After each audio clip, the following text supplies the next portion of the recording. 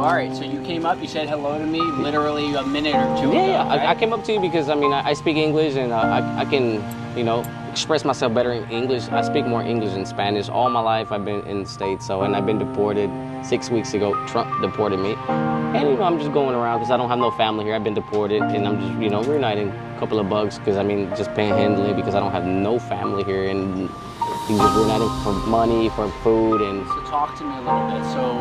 So your name is Leonardo. Leonardo. How old are you?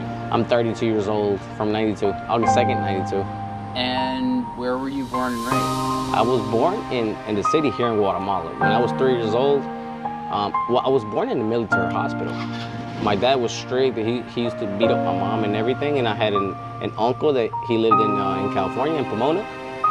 And he came down here, and then one time he was hitting my mom, my dad, and he took us to the States. I was 3 years old. And then we ended up staying. I went over there with a visa and everything, and we ended up staying in the States. And I was never able to get a residence or, you know, get a social or anything like that, you know, and it was always hard. And 8 years I worked, I'm an iron worker.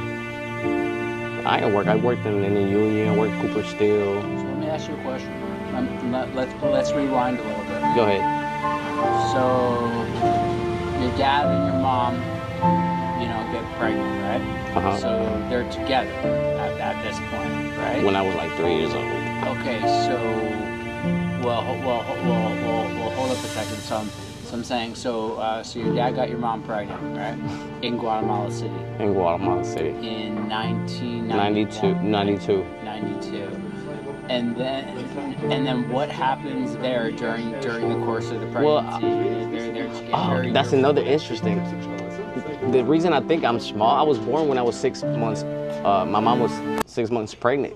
Right. Because me and my brother were apart a couple of months because you were born premature. Premature, exactly. Yeah. My mom, she was C-section, so when she was pregnant, her stitches were I guess opening up and stuff like that. And they told her that what she had to do was abort me, but she didn't want to. Wow. She ended up having me, and then they had me in a little incubator for like 4 or 5 months. Yeah. And then I came out of that, and then. Yeah, so then you lived the first couple of years in Guatemala. Of your life here in Guatemala. Here in Guatemala, and then at some point your mom and your dad decided to make the trek to America? Or like You want me to be honest? What happened? Yeah, bro. I hope you sure? can tell I'm an honest person. Bro. Well, I just want whatever your truth is. I'm interested. And it's embarrassing because I mean, like no dad should have done what he did to us. I mean, he put the gun to my mom's head. It's 3 of us. It's 3 boys. I have a little brother and an older brother. I'm the middle child. So my dad was, you know, really, I guess, drunk or whatever. And then my mom was getting a sofa or maybe what is it? How do you say it? A colchón. How do you say it? A mattress. She was putting a mattress in the room with somebody else, and then my dad got pissed. So my dad's military. My dad was a colonel. He already passed away, and then he comes and he was military in Guatemala. Sure, Guatemala. I was 3 years old. I don't remember, but Yeah, that's what happened. I mean, my uncle was there and everything, and then boom, my dad pulls out the gun and then puts the gun onto our head, and then he starts struggling with the gun. That's what I told you. I'm gonna tell you. They start like forcing with my uncle, locked up in immigration, fighting my case, and then I was about to get out once Trump got elected. And then as soon as Trump got on the White House, it was January 3rd.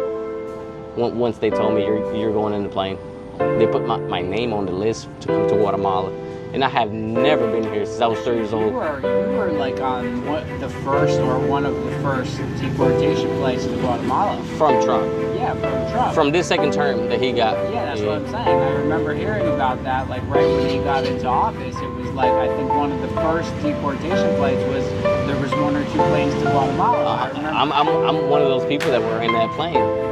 It was like 30 of us. And you know, and I've never been to El Salvador or Honduras.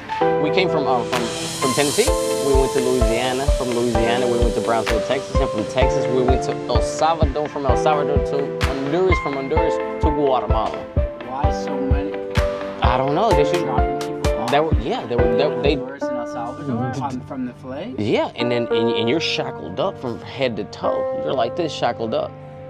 3-4 hours on the plane, shackled up, and deported. And I mean, I was born here, but I mean, like, I feel like my home is in the States, you know. I mean, like, I don't know. I'm so used to, you know, I had a car since I was like 15 years old, and, you know, I worked all my life over there, and then I come here, and then everything's hard. I don't have no family here. My parents already passed away 2 years ago, and all I have is my kids and my baby mama, but my baby mama, we already split up. And as soon as I got locked up, she got pregnant by another guy.